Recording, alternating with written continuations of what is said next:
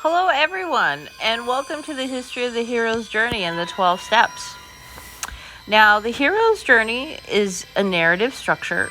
It's a very strict narrative structure, and it's an outline. It basically outlines a path of a typical hero in many ancient and modern stories. It's a template. If you look very closely, it looks like a clock. It has 12 different steps in different phases, and it's done this way for a reason.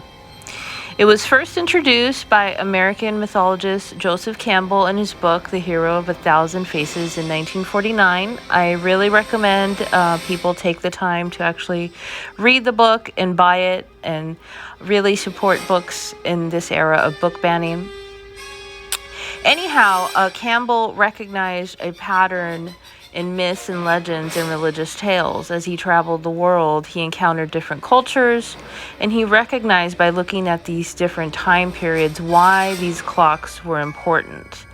And he identified a universal template. That's these time clocks, the story clock that we're all staring at that's in 12 steps. And he called this the monomyth, or the hero's journey. Now, with that said, I really want to reiterate that people do buy books and not just watch YouTube videos. It's important to actually study literature, read books in order to master these storytelling skills. The hero's journey, it has a recurring theme in literature, film, and mythology, and it has captivated audiences throughout time because of its way that it showcases adventure and personal growth since the time of Aristotle's Poetics. So whether it's from ancient legends to modern storytelling, the hero's journey provides a framework for a character's transformation as they embark on a quest to overcome challenges and discover their true potential. And it's also imperative to note the title gives it away. It's a journey. It is a quest. For example, let's look at the Odyssey, a very classical text that we should all read and study. Because it has the hero's journey from that time period. And we see the same exact structure in novels, in nonfiction, in genre fiction, even literary fiction if they don't want to admit it. We see it in films, we see it in television series. So it is a structure, a very strict structure at that has come through the ages, and it is here for us in present time to use. Now, this video, we're going to do specifically the 12 steps. It has 3 different acts and 4 parts, the hero's journey. With that said, I'll cover Aristotle's Poetics and get more into depth about the different types of archetypes in a different video. For now, I hope you all join us on the quest of transformation as we unravel the secrets of the hero's journey. Now, the hero's journey consists of 12 different stages, which can be summarized in this story wheel that we're all staring at. Now, I know there's many interesting teachers and modalities and pediology and methods out there, and many teachers have their own interpretations and their own versions of the story circle or the hero's journey. This is also true of many Native American cultures. We'll call this the story wheel of time. Esther Hicks, it's similar to her focus wheel. For example, also writer and comedian Dan Harmon calls it the story circle. He cut his down from 12 steps to 8 steps. That's also another video unto itself. He's quite hilarious about it. For people who write nonfiction, it's also known as the body and spirit clocks. They're known as the spiritual clocks of time, biblical time, and what have you, found whether it's in Christianity, in Judaism, in Hinduism, and the world religions have the concept of these spiritual clocks. I suspect that might be where Joseph Campbell got the idea to do it in 12 steps and make it look like the wheel of time or a story wheel. And that's where all these teachers and all these interpretations come from in this postmodern era.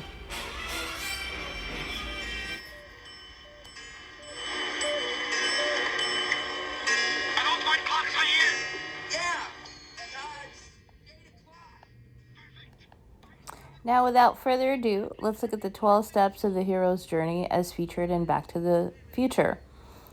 Now, step 1 is the ordinary world. This is the opening of the story. It is the first few lines, the first few scenes of any novel or any book. And as you notice, cleverly, in Back to the Future, it opens up with the concept of clocks and times, and we see many shots of that for a reason. And in the ordinary world, this is where audiences meet your main character. They're in a regular world. If you notice in Back to the Future, they go out of their way to show us that not only is he a regular high school kid that's late to school, they show us his town. The setting is really important in this scene. He's wearing Nikes from the 80s. He's skateboarding. If you look at the ladies that are doing exercise, it's clothes and aerobics from the 80s. So they go out of their way to put us in 1985. Everything from the branding to the cars, the clothing, and how they set up the mayor in this scene. And it is very clear that he's a regular high school kid from the 1980s. And this is specifically done on purpose. There's really nothing special or extraordinary happening other than the fact that he's a regular dorky high school kid that is late to school.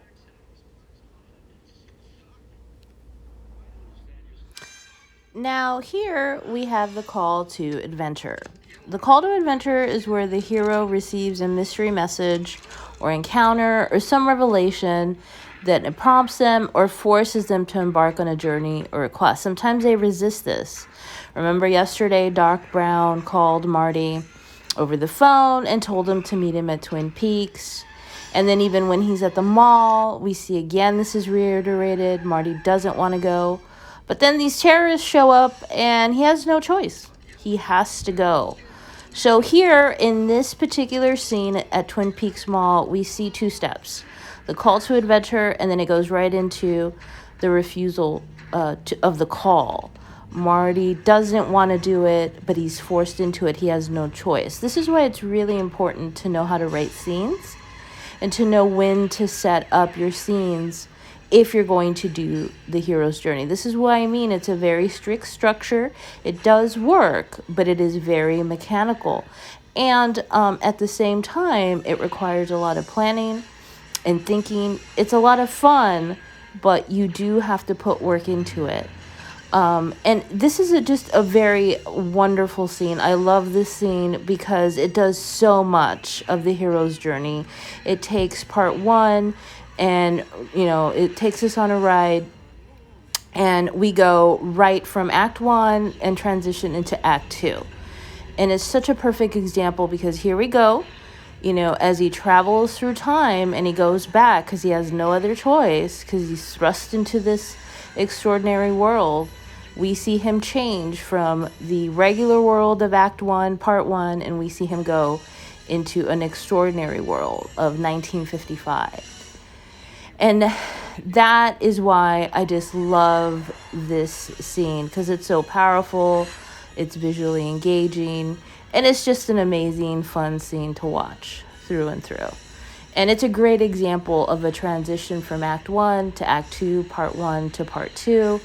And it covers those 2 very important plot points, Step 2 and Step 3 of the hero's journey. Now, another thing that's amazing about this particular part of Back to the Future is that Doc Brown is his mentor, and we see him cross the threshold into a new world. So Doc Brown sets up Marty in this scene with the actual time machine and the knowledge and the wisdom, or supernatural aid, or I would call it science fiction aid, that will help him further in the story. So these 2 scenes, the Twin Peaks Mall scene, and then when he transitions into 1955, are just so brilliant because, again, they do so much. Everything from steps 2, 3, 4, and now we're at step 5, where Marty has officially crossed the threshold into the new world, where officially Act 2 begins. He has no choice now. He finally has decided to embark on his journey. He's on his journey whether he wants it or not, whether he wants this reality or not. He's had to leave his old teenage life behind, and that's that, and there's nothing else to it. And this scene at the diner is step 6, test allies and enemies.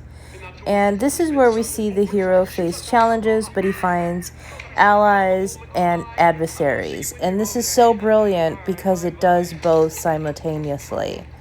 And this is where this is really well set up for Act 2. And even the Hill Valley sign and the city that we see behind Marty in the background is a different city than we originally saw in Act 1. So here we see Marty McFly running directly to his ally in 1955, Doc Brown, who brilliantly set up in Act 1 the technology that he needs in order to get back on his quest to return to 1985. Now, for part 3 of the hero's journey, that includes steps 7, 8, and 9.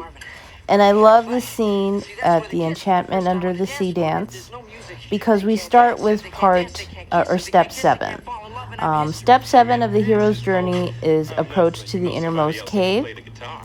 In this particular step, the hero comes to what I would call a boiling point or a meltdown, where they really have to prepare for a major battle or confrontation or deal with their greatest fears or their biggest obstacles. It's known as the Innermost Cave. Now, Back to the Future Part 1, ironically, doesn't have a cave. It's Part 3, when he's in the Old West. But in the Enchantment Under the Sea, one of the ways that this happens, this step, is that Marty realizes that his actions in 1955 have a ripple effect on his family's future and the time continuum. Not only could he break the universe, he could destroy his own family and his own existence. So he has come to understand while he's at the sea dance that he has to make sure his parents stay together, or else he'll never exist in 1988. And I love this scene at the dance because he recognizes this internal part. The Innermost Cave, I would say, is a very internal step, not necessarily a physical one like the other ones. It's very much a realization of what's to come. It's also a foreshadow of Act 3. It's a great place to put that. Then also, there's step 8, the ordeal. This is where the hero faces a life-threatening situation and they're pushed beyond their limits, and the challenge can be overwhelming. And we see this occur at the enchantment dance where, Biff gets into a fight with George, and George has to stand up to Biff. He has to stand up to this other guy that wants to dance with Lorraine. And Marty's on stage and he's watching the whole thing. And he's afraid of being erased from time, and his brother and sister are going to get erased from time. But it's really up to George to stand up to Biff and to any of his rivals that want to take away Lorraine. And so step 7 and step 8 are really covered in this scene at the Enchantment Under the Sea dance. Then the last part that I really like about this particular scene, again, it does so much. We're talking about 3 steps here. Now we're at step 9. It's called the reward, seizing the sword. And one of the fun things that Back to the Future does to reward Marty is that he gets on stage and he gets to play Johnny Be Good. It's completely out of time. It does not fit 1955, but you see him have a grand old time. He's overcome this huge ordeal, these incredible obstacles. He's managed to keep his parents together. And as a hero, he gains insight and knowledge and power that's going to help him get back to 1985. And, that's the reward, is that his parents stay together and he ensures that they fall in love. So they give him this neat little musical ability, or this scene where he can rock and roll. Now, one of the interesting things that I find about this particular step, seizing the sword, the reward, that Zemeckis and Bob Gale did is they did a reward, but they also acknowledge in this scene that Marty doesn't fit in this time. That he would just be so alien to them. That on the one hand, it's fun, it's amazing, it's great music, it's ahead of its time. He really does need to go back. So it really sets up going and pushing us into Act 3 and pulling Marty along, that he can't get distracted, he can't be seduced by 1955, and that he can't stay stuck in 1955 because he's just not of that time, of that sound, of that era. It is not his destiny to change rock and roll or music of 1955. He needs to go back to the 80s. And we see part 3, which is known as the unification transformation, where Marty has this realization, when everybody in the audience just stares at him like a weirdo because he's just not from that time.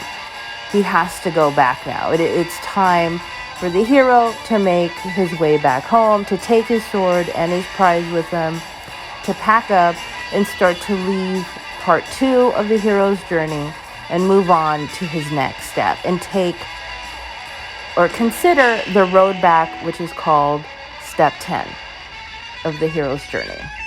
This rock and roll scene, aside from being funny, is really great at emphasizing that Marty needs to get out of the status quo and go back to the 80s since he's a child of the 80s. It's the end of part 3. And now here we are in part 4, known as the road back, the hero's return. And part 4 of the hero's journey includes the last steps, step 10, 11, and 12. So starting with step 10, as we can see, this is the road back. Typically in most screenplays, usually it starts to wrap up Act 2 and we start to transition into Act 3. So in the road back in Back to the Future, the hero begins to make his journey back to the ordinary world, but he still faces challenges. Remember in this scene, before the lightning storm, that he's with Doc, he's chased down by Biff one last time. He beats his rival one last time. And then as he arrives here at the lightning scene, he still has more challenges and temptations to stay back. But he has to get through it. He has to figure it out with the Doc. He has to prepare to return to the future, and he's got to finish his mission. Even if he's tempted to help the Doc, he wants to save him. He doesn't want him to die. He wants to change the 10 minutes, go back earlier, go back later. He can't figure it out. He's faced with another dilemma. It's a new dilemma, the Doc's life. What is he going to do there? Also, great foreshadowing that this is going to be a series. A really great hint that the Doc is a huge dilemma that needs to be solved. And the fact that it's introduced this late in the screenplay, this late in the novel, indicates that it's a series. So it's a great hinting going on here with this lightning storm. And, it really highlights for us very clearly that this is indeed step 10. Then part of this lightning storm, great symbolism, is that it's also a part of step 11, resurrection. So in this, particular step, it deals with a life-death situation or a transformation of being reborn. In this particular case, he goes from an old time period of 1955 to a new time, or back to his original time of 1985. And he's really transformed. He's confronted his family challenges, his family dynamics, the realization that he needs to maybe focus on his girlfriend Jennifer in the present. And it represents, as he races back with the DeLorean at 88 miles per hour, that he has to go back to the future or back to his present. And interestingly enough, face the obstacles and dangers of that time period. So it's sort of like he has more of a Phoenix kind of arc. He doesn't die.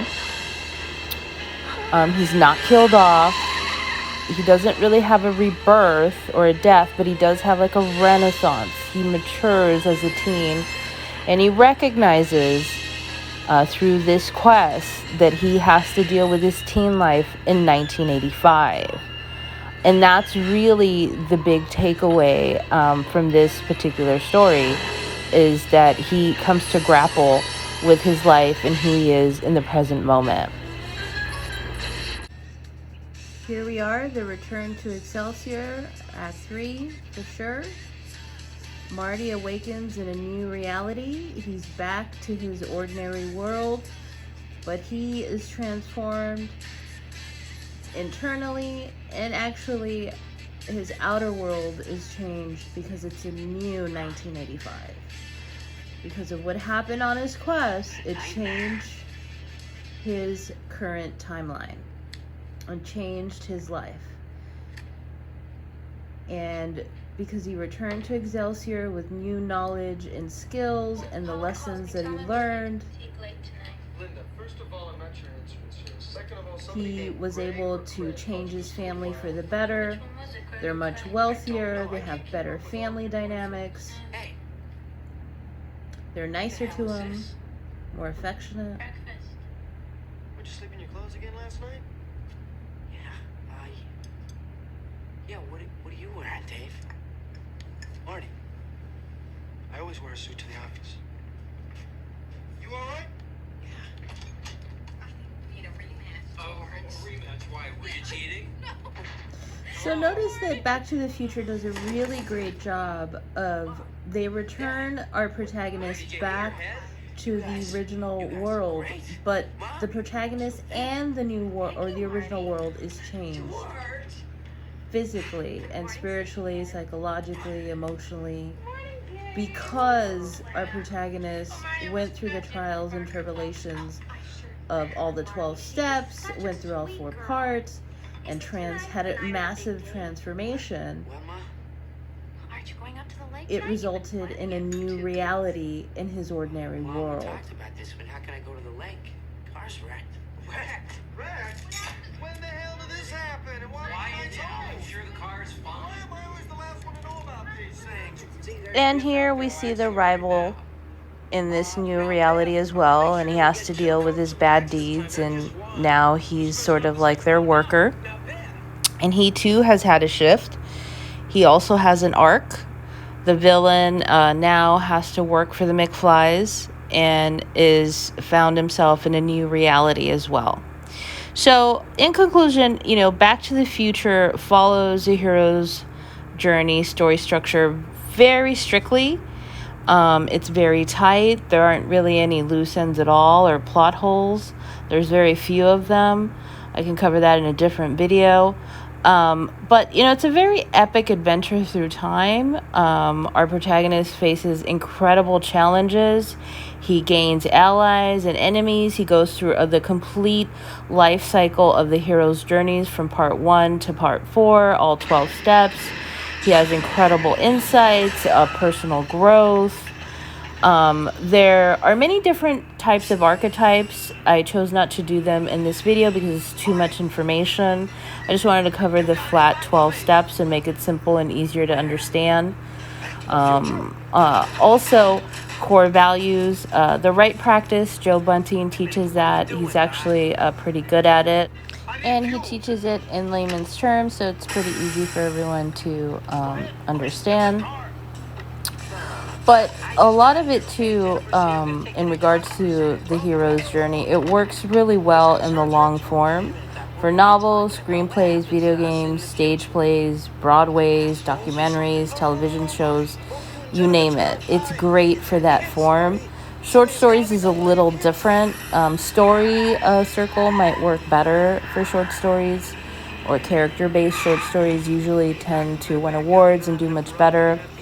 In nonfiction, the long form, or even, I've actually even seen in nonfiction articles as well, I see a lot of nonfiction writers use storytelling techniques from the hero's journey to publish, like their memoirs as well. Even the French do this now. Now, for genre writers, the hero's journey is great, but keep in mind that many literary writers, poets, and academia will reject or do reject the hero's journey. They view it as very formulaic.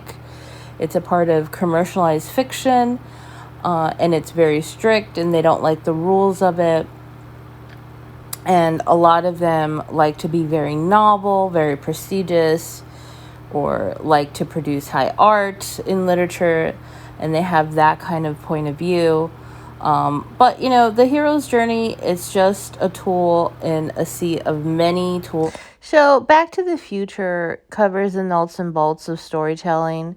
It's just basic structure, and it follows that storytelling structure very closely. And it's a great epic adventure. It's a fun popcorn movie. And it just really demonstrates the various challenges that Marty McFly goes through, constant dilemma after dilemma. Even in part 4, Act 3, or in the transition to Act 3, we're introduced to a new dilemma upon dilemma. That is, what are we going to do with the doc? What are we going to do with Jennifer? What are we going to do with Marty's children? Very well set up. The dilemmas, the problems don't stop happening for Marty, even when he returns into 1985. So it just makes the movie beloved and timeless. And, let's keep in mind that, it's a great medium and template to work from. Campbell's concept of the hero's journey is really influential in literature and film, television, and many story mediums. And it's just a great framework to work from classical literature to the Odyssey or current, Star Wars, Lord of the Rings. If you want to learn more, please smash the like button, highly share this impactful. With your friends and classmates, and join our newsletter to learn more. You can visit our website and ask questions anytime, or read and download free stories there. We also have tons of reviews. Thank you for watching and reading our stories.